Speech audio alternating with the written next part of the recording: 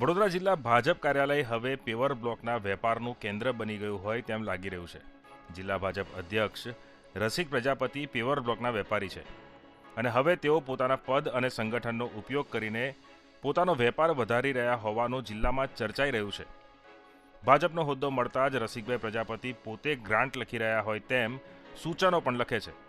એટલું જ નહીં, તેઓએ લખેલી ગ્રાન્ટના સૂચનોમાં તેમનો જ માનીતો ઇજારદાર કામ પણ કરે છે.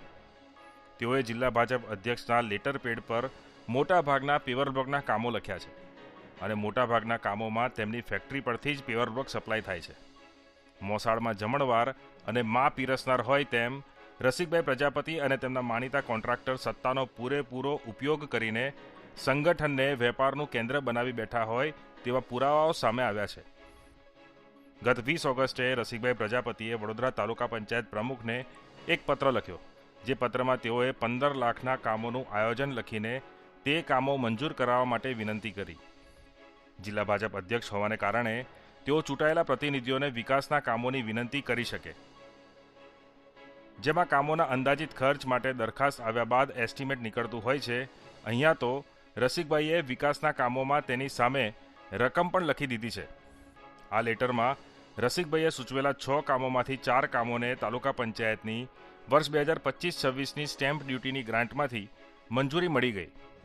રસિકભાઈએ ચૂંટણી લડ્યા કે જીત્યા વિના 15 લાખના આયોજનમાંથી 10 લાખના આયોજનની મંજૂરી મેળવી લીધી. તેઓના મંજૂર થયેલા 4 કામો પૈકી 3 કામો ફક્ત પેવર બ્લોકના હતા, જ્યારે એક કામ પતરાના શેડનું હતું. મંજૂર થયેલા 4 કામોમાંથી 2 કામ રસિકભાઈના માનીતા ઇજારદાર અને તાલુકા ભાજપના મહામંત્રી કેતન ઠાકોરના ફાળે ગયા, જ્યારે 2 કામો ઇજારદાર ધર્મેશ પટેલના ફાળે ગયા. 10 લાખમાંથી 7 લાખનો ખર્ચ પેવર બ્લોકમાં થવાનો હતો, જેથી ઇજારદારોએ પેવર બ્લોકનો સપ્લાયર પણ શોધવો પડે. પણ અહીંયા તો આયોજન લખનાર રસિકભાઈ પ્રજાપતિ પોતે જ પેવર બ્લોકના સપ્લાયર હતા. રસિકભાઈએ આપેલા આયોજન અને મંજૂર થયેલા આયોજન પ્રમાણે પાતરવેણી ગામે વણકરવાસમાં 2 લાખના ખર્ચે પેવર બ્લોક નાખવામાં આવ્યા. આ પેવર બ્લોક પર ભવાની પેવર્સનો સિમ્બોલ હતો, જે ફેક્ટરી રસિકભાઈ પ્રજાપતિ અને પરિવારની માલિકીની છે.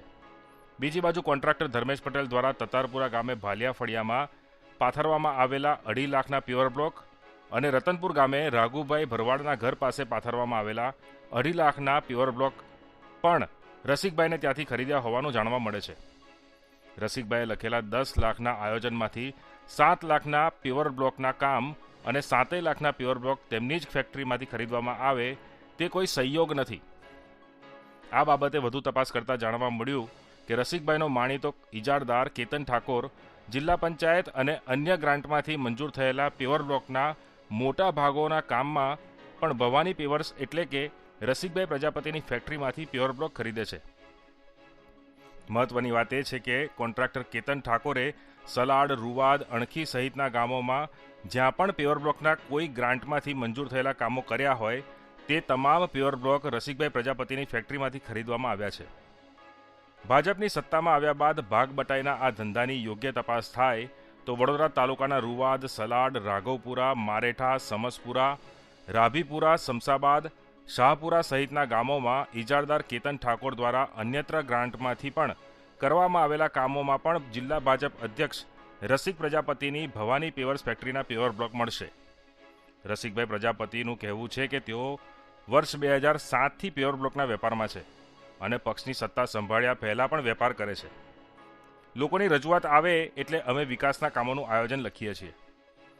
જે ઇજારદારોએ કામ કર્યા છે તેઓ પહેલાંથી જ મારી ફેક્ટરીમાંથી બ્લોક ખરીદે છે. પણ અહીંયા સવાલ એ થાય છે કે પોતે લખેલા સૂચનોમાં પોતે જ સપ્લાયર થવું.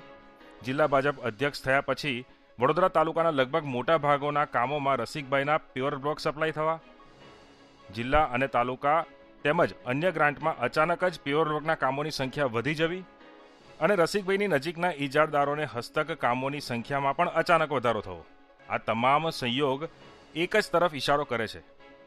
જે કંઈ પણ થઈ રહ્યું છે તે સત્તાનો ભરપૂર ફાયદો ઉઠાવીને પોતાને અને માનીતાને ફાયદો પહોંચાડવા માટેની સુનિયોજિત યોજના છે. ભાજપમાં ક્યારેય આવી ગોઠવણવાળી સત્તા જોવા મળી નથી.